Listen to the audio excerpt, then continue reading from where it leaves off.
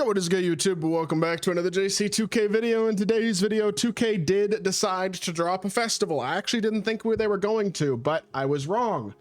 2K loves their festivals. This one is a 1 week only festival, which makes me think that's intentional because obviously we're getting season 8 here in a week from Friday. Probably won't see a festival for the first week of season 8, and then we'll see when the second week of season 8 is generally how they do it. That's how they've done it every single season. Who knows? They love their festivals. Maybe they will drop a festival right with season 8, but we'll see what happens. Either way, we are getting Invincible Ralph Sampson, Invincible Larry Johnson, Invincible Allen Iverson, 100 overall Karl Anthony Towns. I'm sure a bunch of other cards, and then GOAT Hakeem and GOAT Paolo Banchero. Unfortunately, both of those guys will be unattainable, I would almost guarantee, but I hope one of the Invincibles is attainable. If they make it to where one of the Invincibles is attainable for free, Ralph Sampson could be an absolute godsend for people's teams. We'll see how they do it as pertains to the way they did the last festival, because obviously this is 1 week only. So will there be more challenges? What will the pacing look like? How hard will these cards be to get in terms of the amount of pieces needed for them? I wouldn't be surprised if all of that is toned down a bit because of it only being a week-long festival. Now, I'm sure, guarantee, Hakeem and Paolo aren't going to be grindable. Is it possible the Invincibles are? Yes. Is it likely? That I think is a lot more debatable. I would say, realistically, I bet you AI is attainable. I bet you Ralph Sampson isn't. That's my bet right now, just initially. But we have some interesting cards here. Obviously, Hakeem and Paolo are going to be god tier cards. Unfortunately, they're not going to be realistically attainable, so it doesn't really matter that much for 99% of the people I think watching this video, because I'm pretty sure almost all of y'all aren't going to be spending money for those two guys. Now, if your favorite player of all time is Hakeem, your favorite player of all time is Paolo, I'm sorry. I know that's frustrating. For those of y'all out there, especially like Magic fans, you see a GOAT Paolo, that's going to be disappointing. As a Mavs fan, I'm just glad that 2K didn't make Cooper Flag an unattainable centerpiece to a festival event, meaning that he should come out next Wednesday in packs, so he will be at least buyable, so I'll be able to get him, which is nice. That being said, I know that a lot of other people don't care about that. I just, seeing as the Mavs are almost certainly going to draft Cooper Flag, he's a player that I obviously want to get, and having him as the centerpiece and being unattainable would have been a shame because I'm not going to spend money to get him regardless.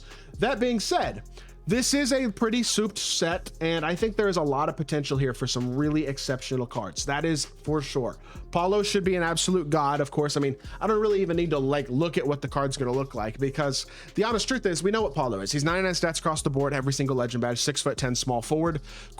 Really the only question is jump shot, because he's going to have perfect sigs too, and obviously the same can be said for Hakeem. Only thing about Hakeem is that he's a tiny bit short at the power forward position at this point. I wouldn't really consider him truly significantly short, but he is only 7 foot tall, and at this point in the year, when you have guys who are 7'4" and can play the power forward position, he's actually a little bit undersized, which is crazy to say, but it's how it works. And I do think he'll be a great card. Both of them will be spectacular. I would assume 2K will change both of their jumpers, because neither of their jumpers are super elite at this point in the year, and make them super elite in-game type shots. Those are going to be exceptional cards, but I don't think 2K is going to sway from their general strategy with these festivals where those top tier cards are going to cost you $1,000 to a couple $1,000s to even have a chance to attain. Now, before we talk about the rest of the cards, I do think we're probably going to see Hoff boxes, of course, with this.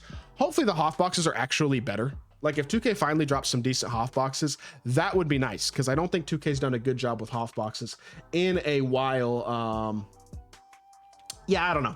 I'm not really totally sure what to think, in all honesty, with 2K right now and some of the stuff that they've been doing in terms of like the Hoff boxes. If they're not guaranteed invincible at this point, I think that would be disappointing. I think that'd be a letdown, to be totally honest. I don't think they will be. I'm not going to open them myself either way, and I will recommend to y'all that you probably don't open them either. I'm sure I'll probably do a video at some point opening some on somebody's account. We'll see.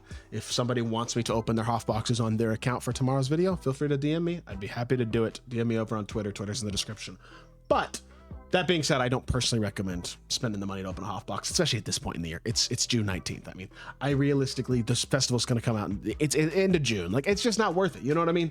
That being said, I do look at these other cards, and I think if they are attainable, Larry Johnson and Ralph Sampson, especially Ralph Sampson, have the potential to be really interesting. Now, Allen Iverson, we know what he is. He's a 6-foot point guard, and no matter what animations he has, even if they are literally perfect, that card is going to be mid. There's just no ifs, ands, or buts about it. He is just not going to be that good.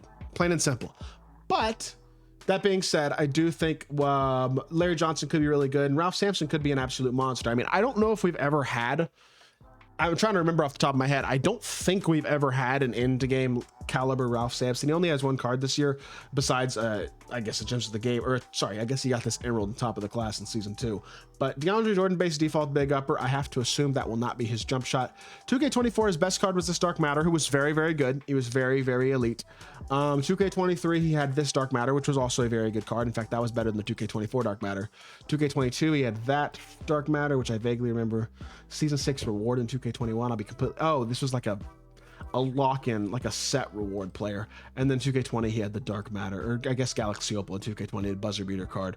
So he's never had an invincible 100 overall in-game type card. So this will be the first Ralph Sampson like that we've ever had. Be interested to see what his jumper is. And again, how attainable he is, because the one thing about Ralph Sampson that makes him really interesting compared to the rest of the cards in this drop is that he is 7'4". So that type of size, especially if he is actually going to be able to be gotten for free, would be a huge deal for a lot of people's teams to counter Invincible Wemby, Goat Yao Ming, 100 overall Yao, Goat Kareem, etc. Whatever the other best bigs in the game might be, in your opinion, even 100 overall Wemby, guys like that. If this card could be attained for free, that would be a huge W. Would really, I think, make this festival a massive W by itself. Now, that being said, it does look like everybody here is going to be a everyone here is going to be a #1 overall pick. If I'm not mistaken, every single one of these players did go #1 overall. I will say I'm not that excited about 100 overall Karl-Anthony Towns, but looking at the other names that we haven't seen so far, I mean, obviously, I don't think we're going to get guys from the 1950s, although maybe we get an Elgin Baylor. I don't see any of these names realistically. We're getting Calvin. We're already getting Cassie Russell. None of the rest of these names look particularly likely to me. Maybe an Austin Carr card.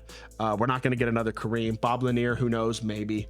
Bill Walton already just got a Dark Matter this season. David Thompson's coming tomorrow. I don't know if 2K has any of these guys, any of their rights. Magic already has an Invincible. Joe Barry Carroll and Mark Aguirre maybe get lower tier cards. Who knows? There's not really very many players here that like actually jump off the page of me right now. It's like, we're going to get that guy. Maybe we get a Derek Coleman. A Joe Smith would be a monster. If there's like a 100 overall Joe Smith tomorrow, that could be an incredible free card. He could be a stud. So we'll see about Joe Smith. Outside of that, let me see. Any of these other names jump out? Bargnani got a card in season 6. Maybe he gets another one. Anthony Bennett, does 2K have his rights? That'd be sick. 100. I bet we get a Marco Fultz card. DeAndre Ayton got a card last set. Reese Shea could get a card here. 100 overall Zach Reese Shea would make sense. Cade, maybe. He already has 100 overall, though, so probably not. I don't know. Looking at this, there aren't a lot of names that jump out to me as like, oh yeah, those guys are going to be awesome. Joe Smith is the one who, like, if he were to get 100 overall, he could be elite. 6'10" small forward. That could be a really good card. So he's the one that jumps out to me as like, oh, I hope he gets a card. But otherwise, I don't know. We'll have to wait and see. We'll see if it's all #1 overall picks. I believe every single one of these players did go #1 overall. So it looks like it will be, but we don't know for sure. It just says NBA Draft Festival. It doesn't say #1 overall picks the way that the pack set coming out tomorrow does. So either way, y'all let me know how y'all are feeling about this festival. If there's any cards specifically here that excite y'all, feel free to let me know as well. And if you did enjoy the video, make sure you hit that like button, leave a comment, and subscribe. I'll be back with more 2K content very, very soon. I appreciate y'all. Peace.